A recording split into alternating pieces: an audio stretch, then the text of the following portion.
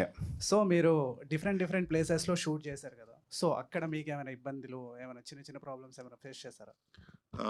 అంటే దీనికి ఒక ఫన్నీ ఆన్సర్ చెప్తా. ఈ సినిమాకి ఏమైందంటే డే అండ్ నైట్లు షూట్ చేస్తుంటే నేను ఒకరోజు చెప్పా, ఏమంటే ఇలాగైతే పడిపోతా ఉండి అందరూ నిద్ర లేకుండా 3 గంటలు 4 గంటలు నిద్రపోతున్నాం. ఇలాగైతే టెక్నీషియన్స్ అంటే మేమైతే మాకు అవ్వగానే వెళ్ళిపోతాం, మిగతా వాళ్ళు అయితే లైట్ మెన్స్ అయితే అక్కడ ప్యాక్ చేసుకుని, ప్రొడక్షన్ వాళ్ళు అయితే సామాన్లు ప్యాక్ చేసుకుని ఎక్కించుకుని వెళ్ళాలి కదా, అంత టైం పడుతుందండి. వాళ్ళకి ఓన్లీ 2 అవర్స్ 3 అవర్స్ కంటే నిద్ర ఉండలేదు. అంటే ఏం పర్లేదు సార్, మీ ఇద్దరం డాక్టర్స్, సో లొకేషన్లో ఉన్నాం కదా అన్నారు. కట్ చేస్తే నెక్స్ట్ డే ఈవిడ పడిపోయింది, డైరెక్ట్గా తీసుకెళ్ళి హాస్పిటల్కి వెళ్ళి ఐవీ డ్రిప్స్ ఇచ్చాం.